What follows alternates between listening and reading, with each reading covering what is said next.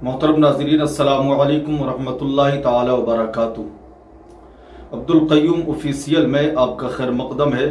अल्लाह जल्ल मजदहू की ज़ात से उम्मीद है आप तमामी हज़रात बखैर होंगे। सल्लु अलल हबीब सल्लल्लाहु ताला अलैहि वसल्लम। आज हमारे एक प्यारे इस्लामी भाई ने सवाल किया और सवाल ये है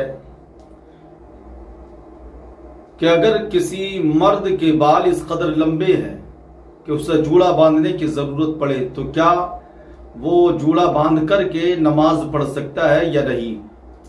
इसी के रिलेटेड उसने दूसरा सवाल किया, अगर औरत जूड़ा बांध करके नमाज पढ़ेगी तो नमाज होगी या नहीं। जवाब सिमात फरमाएं। पहले तो हम ये देखें कि मर्द ने बाल किस अंदाज के रखे हैं। आया उसने बाल सुन्नत मुस्तफ़ा के मुताबिक रखे हैं या सुन्नत मुस्तफ़ा के मुताबिक नहीं बल्कि किसी दुनियादार की नकल करते हुए उसने उसके अदाओं को अपनाते हुए उसने बाल रखे हैं। अगर बाल उसके वाकई सुन्नत मुस्तफ़ा के मुताबिक है तो उसके लिए जूड़ा बांधने की इजाज़त नहीं है। अगर जूड़ा बांध करके नमाज पढ़ेगा तो उसकी नमाज मकरूह तहरीमी होगी। और रहा वो शख्स के जिसने सुन्नत मुस्तफ़ा के मुताबिक बाल नहीं रखे हैं बल्कि यूं ही लंबे कर लिए हैं किसी दुनियादार की नकल उतारते हुए, तो ऐसे बालों को फुक़हा किराम ने हराम फरमाया है। ऐसे बाल रखना हराम है। हाँ, अगर वो उन बालों के साथ नमाज पढ़ना चाहता है तो नमाज सही अंदाज में पढ़ेगा तो हो जाएगी, मगर उन बालों में भी जूड़ा बांधने की इजाज़त शरीयत मुतहरा ने नहीं दी है। सदर शरिया बदरुत तरीक़ा हज़रत अल्लामा मौलाना मुफ्ती अमजद अली आज़मी अलैहि रहमा फरमाते हैं कि मर्द के बाल इस कदर लंबे हैं कि उसे जूड़ा बांधने की ज़रूरत पड़ती है। अगर उसने हालत नमाज में जूड़ा बांधा तो फरमाते हैं कि उसकी नमाज मकरूह तहरीमी होगी।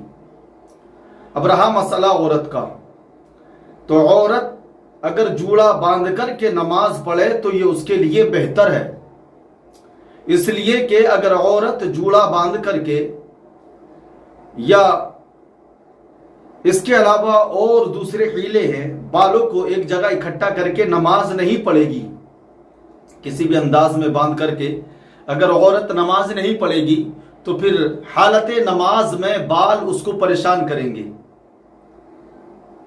उसके दुपट्टे से बाहर निकलेंगे और यूं ही बालों की स्याही बाहर निकल करके जाहिर होगी।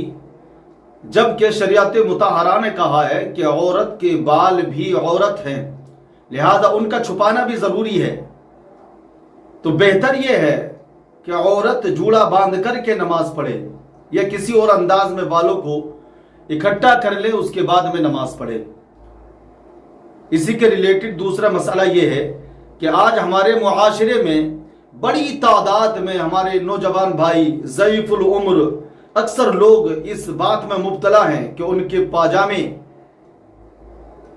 टखनों से नीचे होते हैं और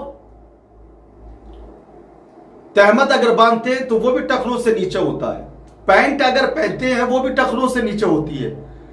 अब हालत नमाज में क्या किया जाए, इनको मोड़ा जाए या इनको अपनी हालत पर छोड़ा जाए। भाई अब तो आपने गलती कर ली है, अब तो आपने सिलवा लिए हैं, तो अब शरीयत मुतहरा का हुक्म यह है। सदर शरिया बदरुत तरीक़ा हज़रत अल्लामा मौलाना मुफ्ती अमजद अली आज़मी अलैहि रहमा वो तहरीर फरमाते हैं, अगर किसी का पैजामा या तहमद इस कदर दराज है कि उसके टखनों के नीचे जाता है तो इस सूरत में उसको क्या करना चाहिए। फरमाते हैं कि इस सूरत में उसके लिए मोड़ने की इजाज़त नहीं है, ना तो अंदर से बाहर की तरफ फोल्ड करने की इजाज़त है, ना बाहर से अंदर की तरफ फोल्ड करने की इजाज़त है, ना तो उसकी पैंट की मोरियों को और ना ही पजामे की मोरी को अंदर या बाहर फोल्ड करने की इजाजत है, और ना ही पैंट की बेल्ट को या पाजामे के नेफे को इस तरह फोल्ड करने की इजाजत है।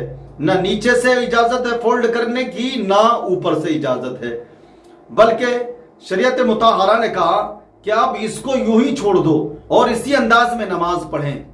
चूंकि आप फोल्ड करके नमाज पढ़ेंगे तो फोल्ड करना मकरूह तहरीमी है, और यूं ही छोड़ करके अगर नमाज पढ़ेंगे तो ये मकरूह तंजीही है। और जब दो बलाएं सामने हों, और एक छोटी बला हो एक बड़ी बला हो, तो अक्लमंद आदमी का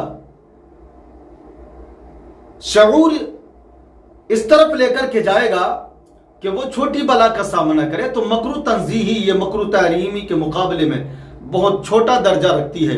लिहाजा ना अंदर से फोल्ड करे, ना ऊपर से फोल्ड करे, ना बाहर से फोल्ड करे। किसी अंदाज में भी पैंट को या पजामे को आप फोल्ड ना करें, यूं ही नमाज पढ़ लें। अल्लाह तबारक व तआला अगर चाहेगा तो हमारी और आपकी नमाज को इसी अंदाज में कबूल फरमाएगा। हाँ, अब आपके बाद में जो है आप अपने पाजामा हो या आपके पैंट हो, आप इस अंदाज से सिलवाएं कि आपकी वो पैंट या पाजामा टखनों तक रहे, टखनों से नीचे ना जाए।